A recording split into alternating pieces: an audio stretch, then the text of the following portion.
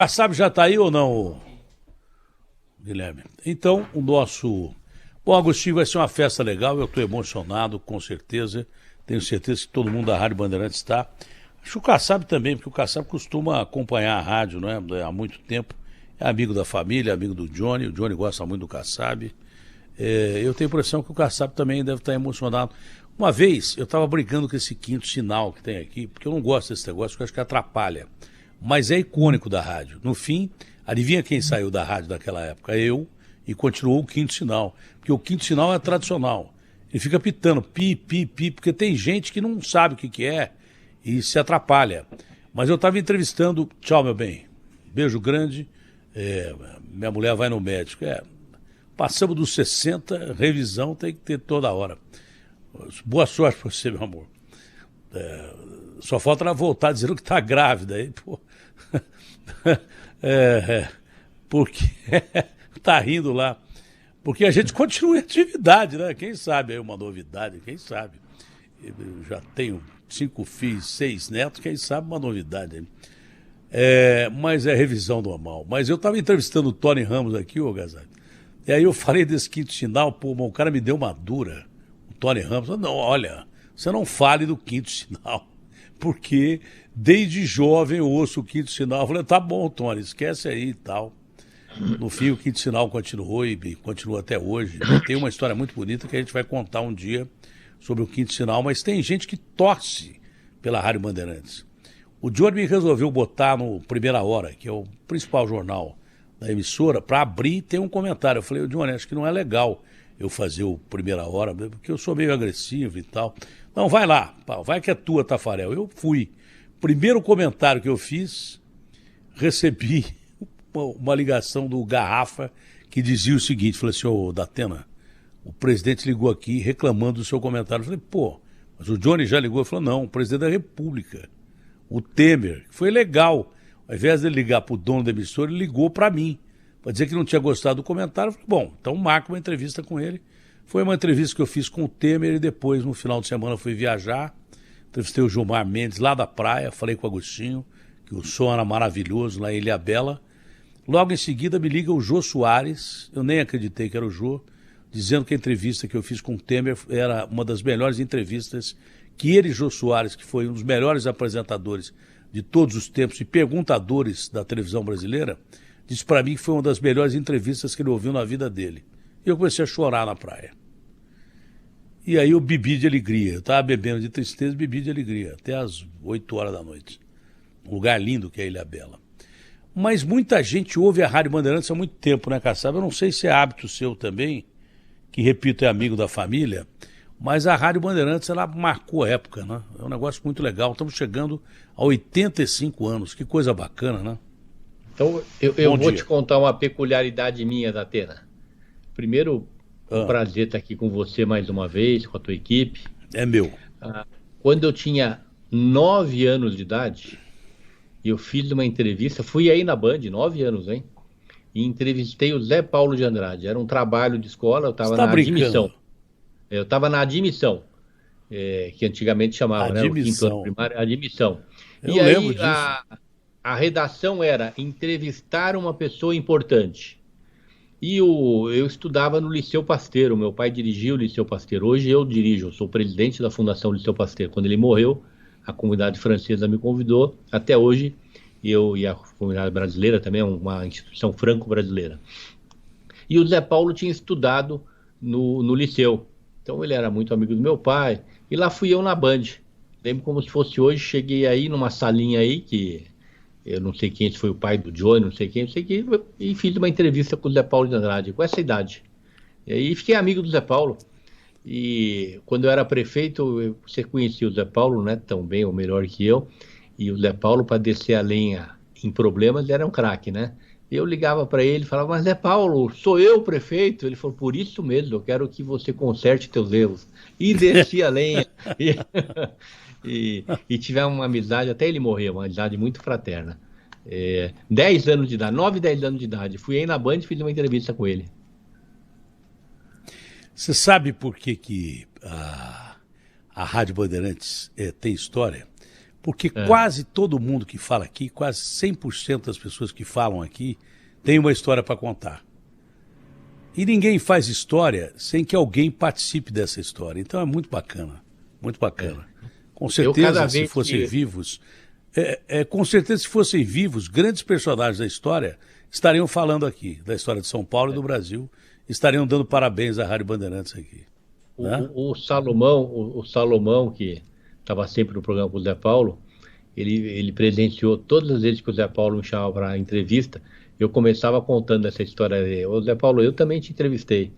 Então, tem várias gravações. Para amenizar o coração do Zé Paulo, para tentar amenizar o coração do Zé Paulo. Mas não adiantava. E fazer uma entrevista. Você é um cara esperto pra caramba. Mas não adiantava nada. Eu, obrigado, Kassab. Aí desci o cacete. Porque o Zé sempre foi um cara independente. Ele não era meu amigo, mas sempre foi um cara independente, sempre foi a minha referência do rádio. Eu nunca fui amigo do Zé Paulo, nem tinha intenção de ser. Tive até intenção, na verdade eu briguei muito com o Zé Paulo. Mas para mim é a referência do rádio e é a referência da Rádio Bandeirantes. A referência da história que eu tenho da Rádio Bandeirantes é o Zé Paulo. Tá? Você não precisa ter amigos, né? Mas não precisa ter inimigos. Você pode ter gente que você não é amigo, mas que você respeita. E o Zé Paulo, que nunca foi meu amigo, longe disso, eu briguei muito com o Zé Paulo. O Zé Paulo, para mim, é a referência da Rádio Bandeirantes. Sempre foi. Do jornalismo da Bandeirantes que eu conheço, o Zé Paulo é a referência. Sempre foi e sempre será. Bom, Kassab, família, né? A família, né, Datena, a família sabe de Diogo. A família inteira respeita isso e sabe disso. Pessoas tem um lado humano muito forte, né? De amizade, de solidariedade, muito bacana. Tanto que quando eu briguei com ele, todo mundo da família ficou contra mim. Eu posso fazer o quê? Mas eu também tenho a minha personalidade, mas sempre respeitei o cara como referência da Rádio Bandeirantes, e ainda respeito pós-morte como a referência. Foi o maior jornalista que eu vi aqui na Rádio Bandeirantes, disparado. Era a minha referência do rádio. Eu aprendi a fazer rádio lá no interior ouvindo gente como o Zé Paulo. O Zé Paulo, para mim, sempre vai continuar sendo uma referência. Mas nunca foi meu amigo, também não vou, porque o cara morreu, eu vou dizer que o cara era meu amigo. Mas eu sempre respeitei como grande referência da Rádio Bandeirantes. Kassab, você é um cara que analisa o cenário nacional, o cenário político estadual. Aliás, descobri um prefeito que fala bem pra caramba.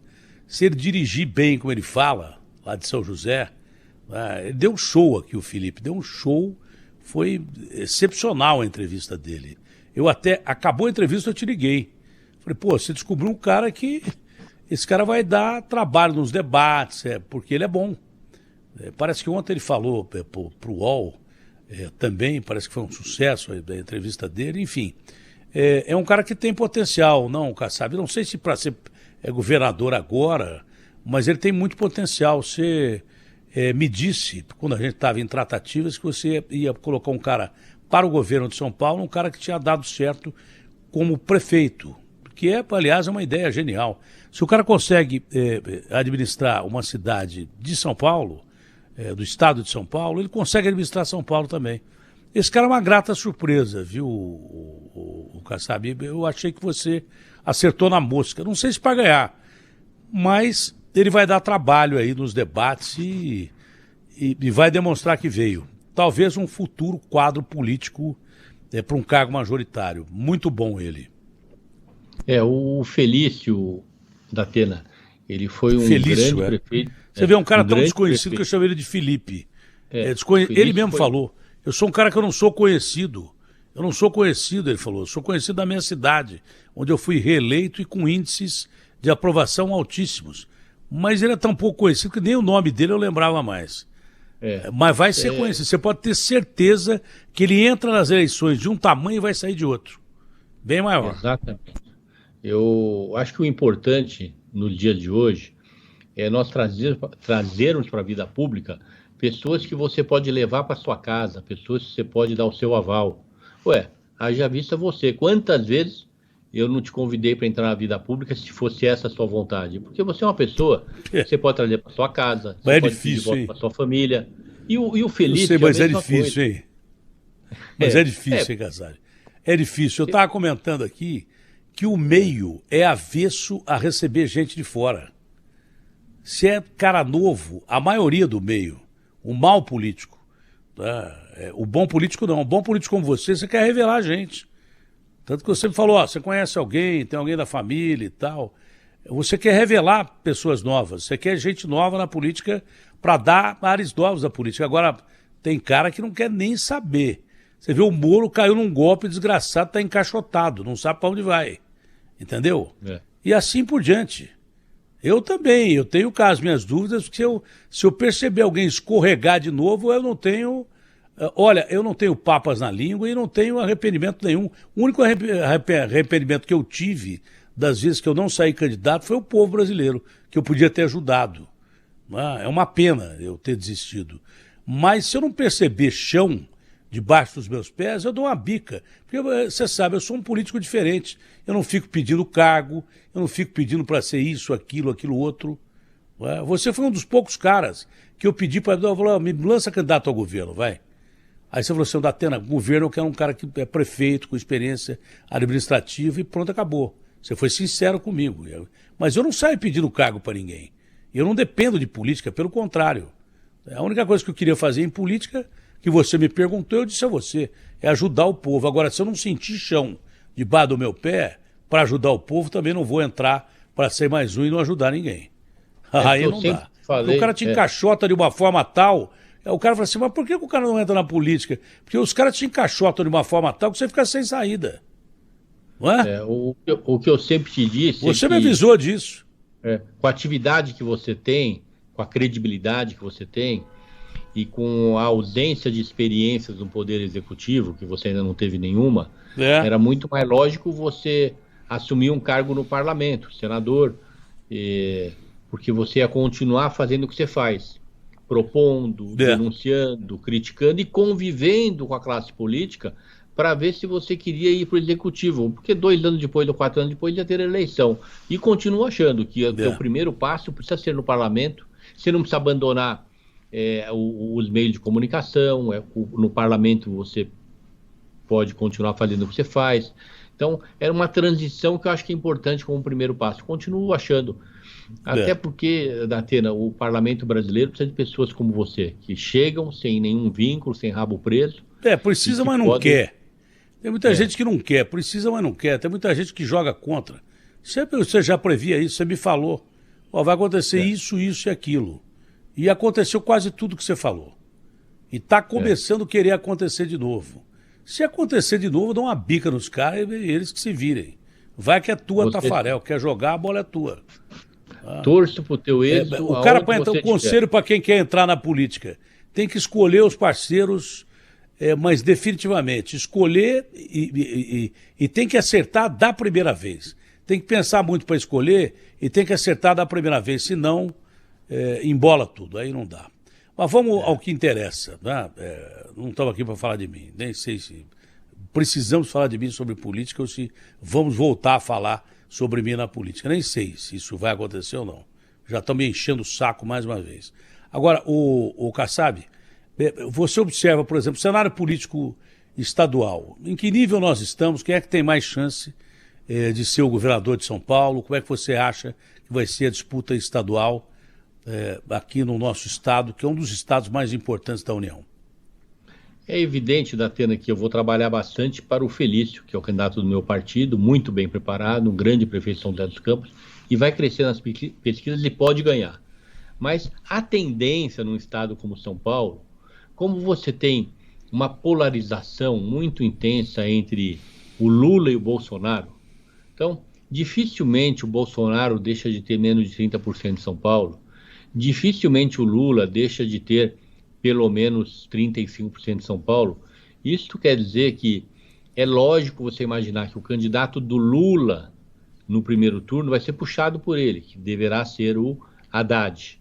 E é lógico você imaginar que o candidato do Bolsonaro no primeiro turno vai ser puxado por ele, que será o candidato Tarcísio. Então, hoje, não como PSD, porque eu tenho certeza que o melhor candidato é o Felício, de uma maneira respeitosa em relação a qualquer outro, porque o Felício vem descompromissado, o Felício vai montar uma boa equipe, é inteligente, você percebeu, mas, e tirando essa torcida que eu tenho, porque eu acho que é o melhor para São Paulo, mas como analista, para responder a tua pergunta, Eu acho que tudo caminha para o Haddad continuar crescendo ou ficar no patamar que ele está, e o Tarcísio, que já cresceu e ainda nem começou a campanha, crescer mais ainda acompanhando o Bolsonaro, e a gente ter um segundo turno Tarcísio e Haddad.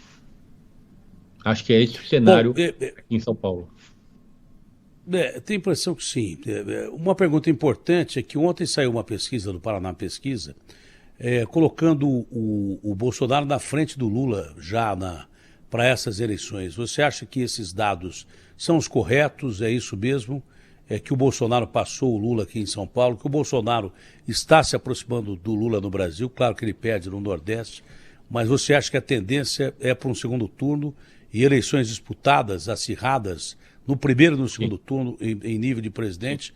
E qual a chance que o Ciro tem, por exemplo, como terceira via? Porque os outros é difícil falar, porque dificilmente vão chegar. O Ciro é o cara que está botando a cabeça mais de fora. Como é que o senhor analisa isso? Eu continuo torcendo para que a gente tenha uma terceira via. E o Ciro seria uma extraordinária terceira via. Ele é muito bem preparado, tem experiência, saberá fazer um bom governo, conhece economia, conhece gestão, não é? Tem energia, tem boa saúde, tem todas as condições para ser um bom presidente da República. Infelizmente, ele ainda não está naquele patamar que você possa achar que ele é viável, né, para disputar o segundo turno. Mas nós temos quase 5 meses pela frente. Nós temos aí maio ainda quase inteiro, junho, julho, agosto e setembro, 5 meses. Nesses 5 meses, quem sabe o Ciro cresça. Será uma bela opção para o Brasil. Eu torço muito, e você tem toda a razão. À medida que o tempo passa, você vai diminuindo as alternativas de terceira via. Até porque agora ninguém mais pode se filiar. Quem se filiou, se filiou. Quem não se filiou, não se filia mais. Mas tem possibilidade de coligação. De mudar a coligação. Né? No penúltimo dia... Coligações acontecem só a partir de 20 de julho. Bom, moral da história. No penúltimo dia, para a filiação, eu recebi o Lupe aqui no Varanda, um restaurante que... Você conhece bem a padaria. Começou vendendo coco verde, esse negócio e tal, e virou uma padaria, e agora virou uma potência de sei lá o que é aquilo, uma loja de conveniência, mini mercado, mas é maravilhoso. Eu tive ali no Varanda recebendo o Lupe, que me convidou oficialmente para ser vice do Ciro. Falou, você quer ser vice do Ciro, quer ser candidato ao governo, enfim, você escolher, a gente fecha aqui na mesa agora que eu tenho autorização do Ciro. Falei, eu adoro o Ciro, e adoro mesmo, eu gosto do Ciro. Eu adoro o Ciro. Eu acho o Ciro um cara extraordinário. Falei, Lupe, o problema é você ter condição de concorrer com essa gente, porque a eleição é pesada.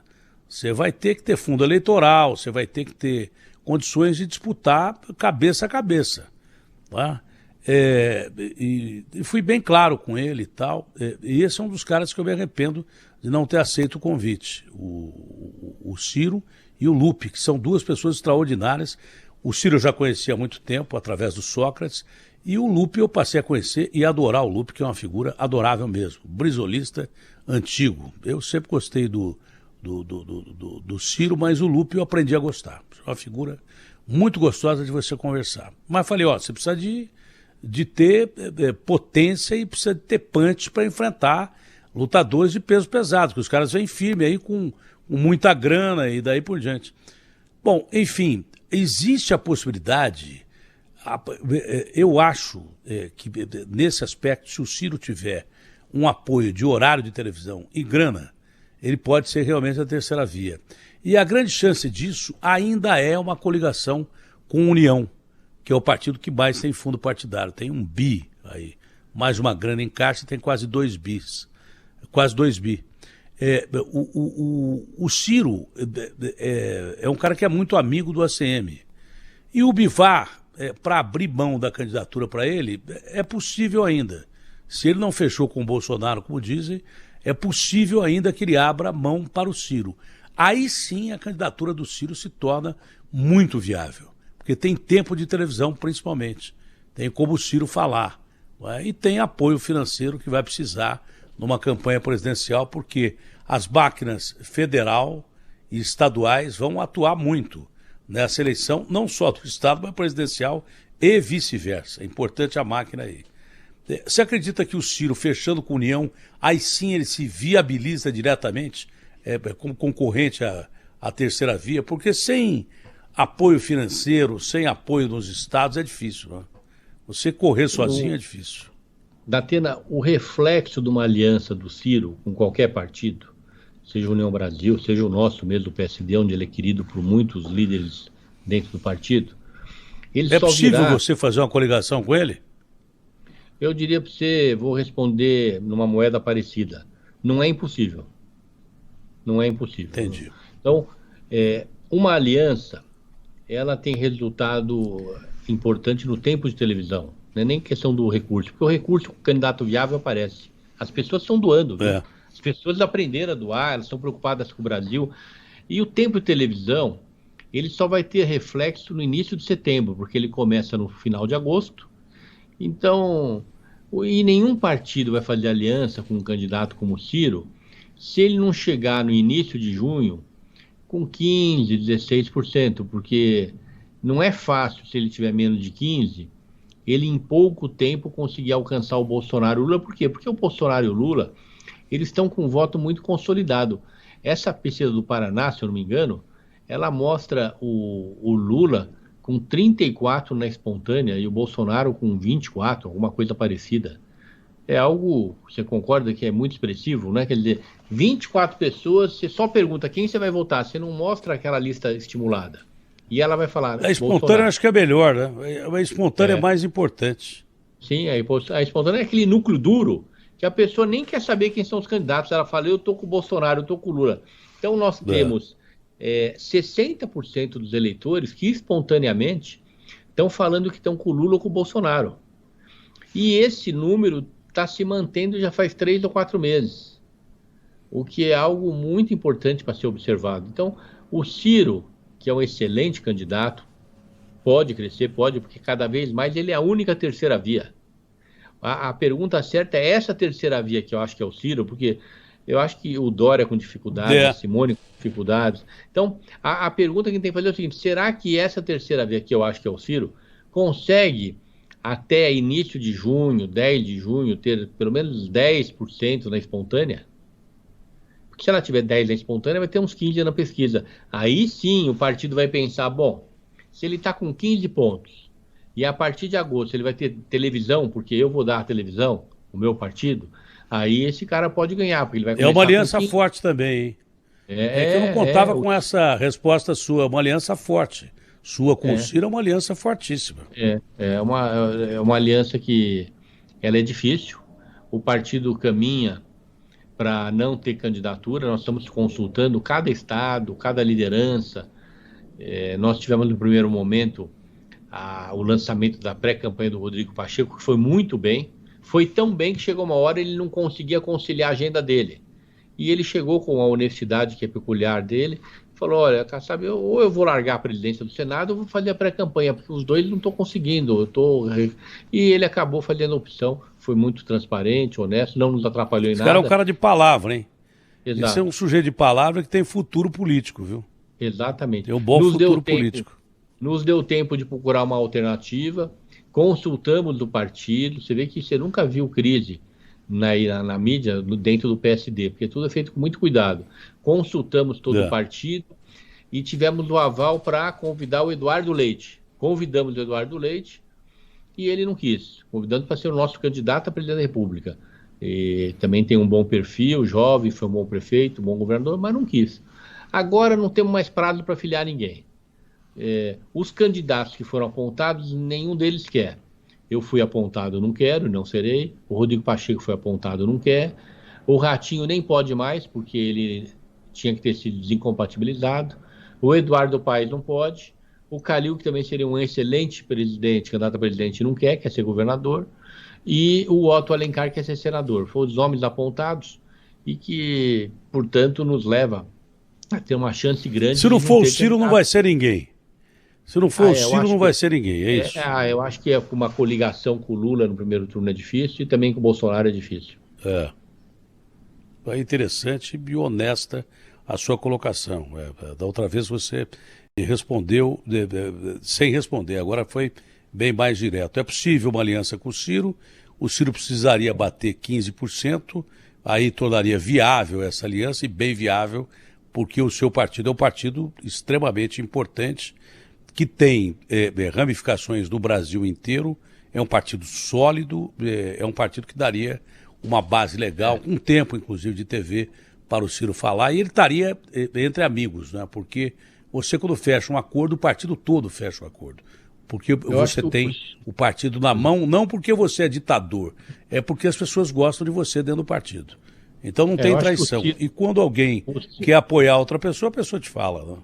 É uma relação bem clara que você tem. Tendo em torno de 15%, justifica nós fazermos uma consulta junto aos líderes do partido para verificar a possibilidade de uma coligação. Pelo perfil dele, até porque ele é muito querido no partido. Mas se ele não for viável, não tem nenhum sentido, onde todos sabem que nos seus estados, não é só São Paulo, 60%, 70% dos eleitores espontaneamente já fizeram essa opção, Lula ou Bolsonaro. Por isso que eu disse para você que eu acho que aqui em São Paulo caminha para o Lula levar o Haddad para o segundo turno e o Bolsonaro levar o Tarcísio para o segundo turno. Até porque o bolsonarismo ele é bastante organizado e o Tarcísio ele é um pouco maior que o bolsonarismo. Ele não é um bolsonarista, ele é um técnico, não é? Um gestor. Então eu vejo que ele está avançando bem nessa classe média, no antipetismo. E o Haddad avançando bem porque o Lula realmente está muito forte. Então, a minha impressão é que caminhamos para Lula, Bolsonaro e Haddad e Tarcísio. Parece que são as apostas aí. Você citou o Dória. O Dória, é possível que o Dória fique sem poder, sem cargo, não é? Porque parece que o PSDB tem uma ala aqui, da realidade, que é mesmo o Eduardo Leite, não quer o Dória. Mas o PSDB deu ao Dória um determinado prazo para ele bater o patamar de 6%. Não é difícil ele alcançar 6%, eu acho que não é difícil. Mas o Dória não alcançando 6%, muita gente do PSDB vai ficar feliz. Eu não sei se aí lançariam outra candidatura ou não, ou se, enfim, também não quero saber, não me interessa, mas é importante a sua análise. O Dória, por exemplo, aceitaria ser candidato ao Senado, ou você acha que não? Você acha que ele, se não for a presidente, não saia nada? Tomo muito cuidado para falar pelos outros partidos, porque eu não falo nem pelo meu. Pelo meu, antes de falar, eu consulto não, todos. Como analista e de uma forma superficial. Eu acho que uma pessoa que é governador de São Paulo renunciou. Renúncia é um cargo forte, né? Ele tinha mandato, né? Ele abriu mão de 9 meses e isso é algo muito sério. Para ser candidato a presidente e não ser candidato, na biografia dele vai falar renunciou, largou o governo para ser candidato e não conseguiu. Ganhar é outra história. Uma eleição majoritária você nunca perde. Quem disputa nunca perde. Então, eu acho difícil, conhecendo um pouco o Dória, até porque de todos os candidatos aí me parece que ele está sendo mais competitivo aí. E na hora que firmar a candidatura, não tem por que ele não ser candidato. Ele vai firmar aí com 3, 4% que ele tem hoje, na hora que ele firmar, ele vai crescer para 6, 7, 8, não é?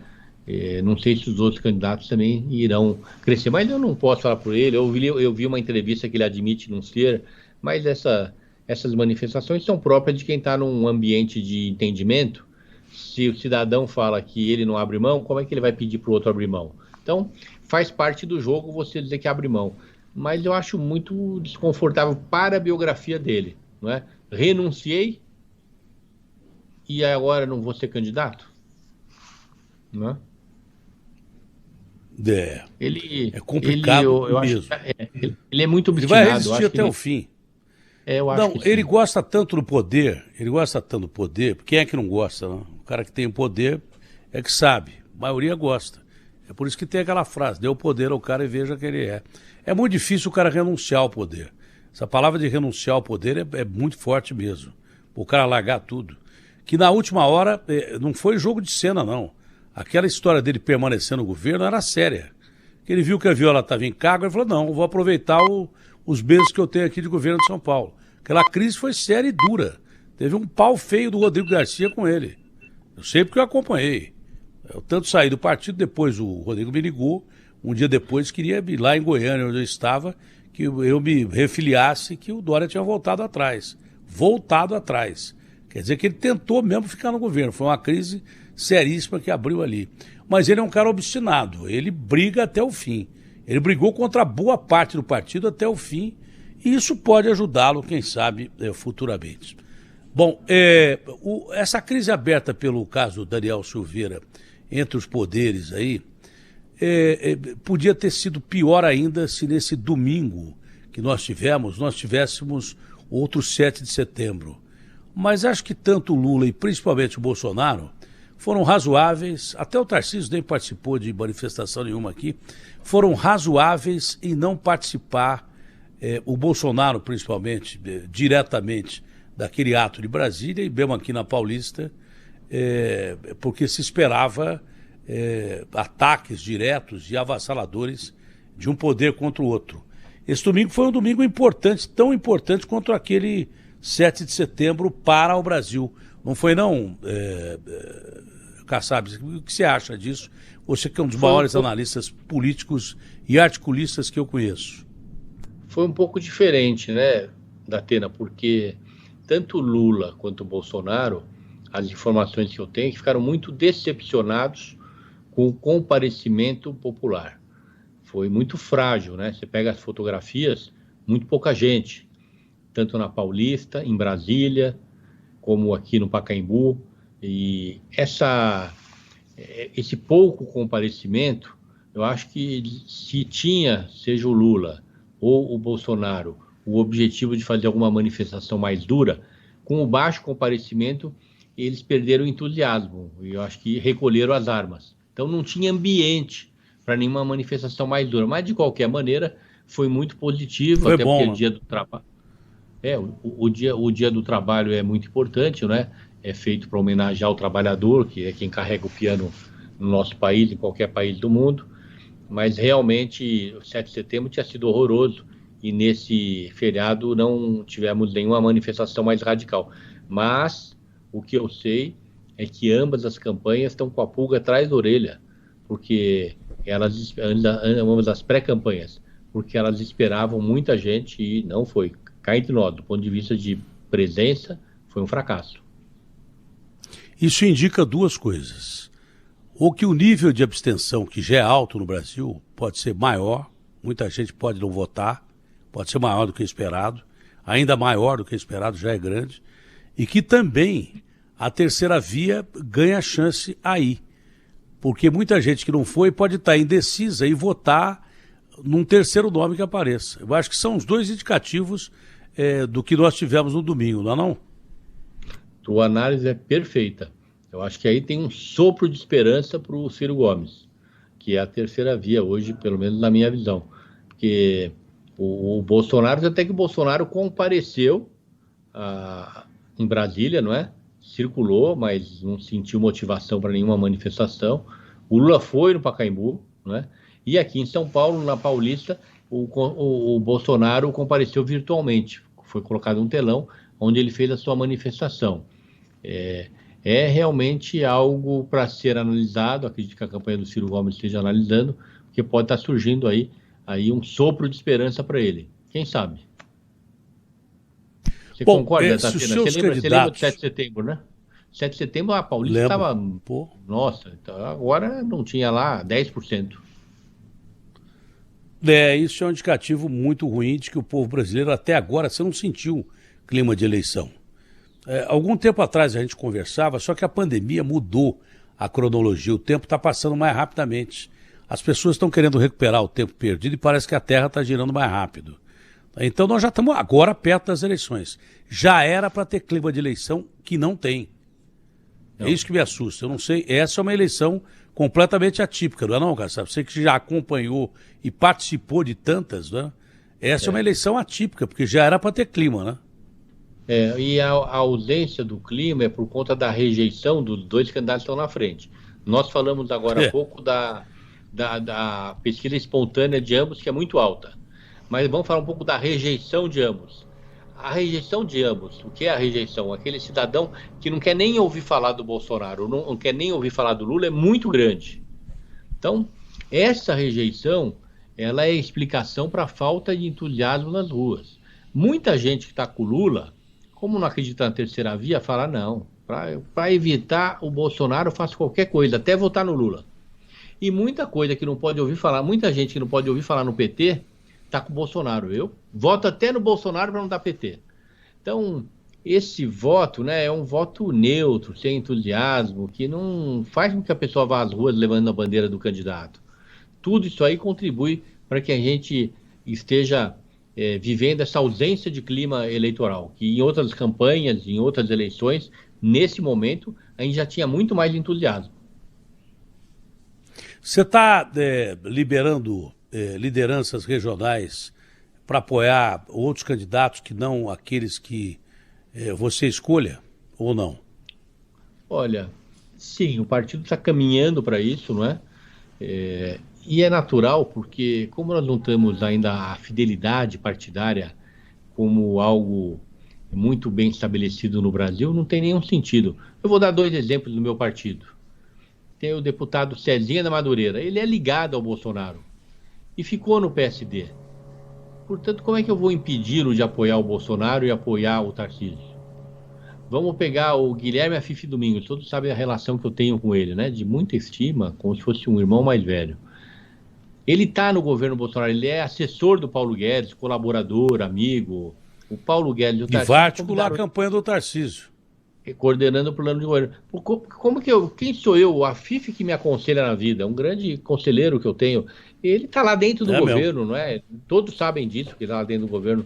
Então, são questões que se os partidos não compreenderem que elas existem, porque é tanto partido e tanta falta de fidelidade, mas no caso dos dois não é, porque estamos falando de 2 pessoas que já estão no governo desde o seu primeiro dia. O Afife está lá, com o Paulo Guedes, com o nosso respeito, consentimento, ele mesmo já me honrou várias vezes com convites para discutir algumas políticas públicas do Brasil nos últimos 4 anos, e o deputado Cezinha também, todos sabem de conhecimento público a relação que ele tem com esse governo. E talvez surjam outros, né, que eu vou compreender. O Afife é um grande quadro mesmo, e ele parece que vai ser quem vai articular a campanha do Tarcísio aqui em São Paulo, parece que é ele. Vai coordenar o plano de governo. Plano de governo do Tarcísio aqui em São Paulo. Bom, mas deve, obviamente, que coordenando o plano de governo também vai dar pitaco na campanha, porque ele é um político importante que você não pode dispensar num momento como esse, né? Principalmente o Tarcísio sendo um elemento novo na disputa de um cargo majoritário. Bom, no caso dos seus candidatos não passarem para o segundo turno, talvez numa aliança com o Ciro não vá para o segundo turno, você tem por tendência não lançar candidato a presidente. No caso do Felício não passar para o segundo turno, o que é que seu partido apoia em São Paulo e no Brasil para o segundo turno? Ainda é muito cedo para falar sobre isso. Olha, Datena, aqui em São Paulo você vai ficar surpreso do que eu vou te falar. Eu acredito que o Felício possa ir para o segundo turno. Eu tenho participado de algumas reuniões com ele. Eu não estou surpreso, não, porque eu gostei do cara. Muita gente vai gostar. Eu tenho participado de algumas reuniões com ele e assistido algumas entrevistas que ele dá. É impressionante como as pessoas saem convencidas da importância de tê-lo como candidato e que, se ele ganhar, ele será um bom governador. Quando começa a acontecer isso, as pessoas começam a analisar dar o voto, até porque a eleição é de 2 turnos. Ele mal começou a campanha, porque ele deixou a prefeitura, ele estava cuidando da prefeitura até alguns dias atrás. E ele já está aparecendo nas pesquisas com 2%, 3%, 4%. Está sendo convidado para ir, você citou ontem no UOL, né? Eu assisti a entrevista dele no UOL, como assisti também a entrevista que ele deu para você. Ele realmente mostra que conhece os problemas do Estado, que está bem preparado. Então, aqui em São Paulo, eu acredito muito que o Felício vá para o segundo turno. Vou trabalhar para isso, porque eu sei que de todos os candidatos é o mais bem preparado. No plano nacional, vamos aguardar mais um pouco. Estamos na fase de consulta, não é? Você me perguntou em relação ao Ciro, eu acho que é uma das poucas coligações ainda viáveis no primeiro turno, caso ele cresça e para daí iniciar uma consulta dentro do partido, mas a tendência no primeiro turno, do jeito que as coisas estão caminhando, com essa polarização consolidada, é que o partido vai liberar os estados para que eles possam, cada estado, trabalhar para o seu candidato a presidente. Essa é uma tendência hoje. Então, acho que a gente caminha no primeiro turno para ter essa posição. No segundo turno, a posição do partido depende do primeiro. É muito difícil a gente falar antes de termos o encerramento do primeiro turno. Mas será uma opção de Lula ou Bolsonaro, porque eu acredito que os dois vão para o segundo turno, ou liberar, não é? Mas é muito cedo. Bom, aqui qualquer coisa, e tem acontecido mais do que qualquer coisa, em algumas manifestações de pessoas que são importantes do país, de um lado e de outro. Tá? Não preciso nem citar quem, porque todo mundo sabe quem. Mas qualquer coisa que se fala no Brasil, e algo acontece de vez em quando, mais do que qualquer coisa, se fala em golpe. Eu acho uma coisa démodé, ninguém pensa em dar golpe, as instituições estão fortalecidas, os próprios militares jamais pensariam em dar golpe, essa é a minha opinião, mas a sua como analista. As eleições me parecem garantidíssimas. Agora, como a gente vai chegar à eleição, e no dia da eleição, eu não sei o que vai acontecer. Se vai ter quebra-pau, se vai ser sangrento, se não vai ser. Eu espero que não, eu espero que tudo seja democrático. Golpe eu não acredito jamais. E acredito até que se o Bolsonaro perder as eleições, ele aceita o resultado. Não sei se vai perder, mas eu acho até que ele aceita o resultado. Não acredito em rompimento do tecido social, não acredito em esgarçamento, em revolução, nada disso. Mas você, como analista de tanto tempo, já passou por vários períodos, como é que você analisa a situação das eleições e a democracia no Brasil? Datena, faz quase 30 anos que de 2 anos eu participo de eleições, ou como candidato, ou apoiando outros candidatos. Eu mesmo disputei várias eleições. Na maior cidade do país, São Paulo, eu fui vereador, fui secretário de planejamento, fui vice-prefeito eleito, fui 2 vezes prefeito. Em Brasília, eu fui 2 vezes deputado federal, fui 2 vezes ministro, já fui estadual. Então, eu fiz campanha para mim, felizmente ganhei várias, e fiz campanha para os outros. Se o Bolsonaro, nessa hipótese que você aventa, perder a eleição, não terá força para dar golpe nenhum. Se quisesse dar, não acredito que ele queira, não acredito mesmo. O derrotado é um leão sem dente, não é?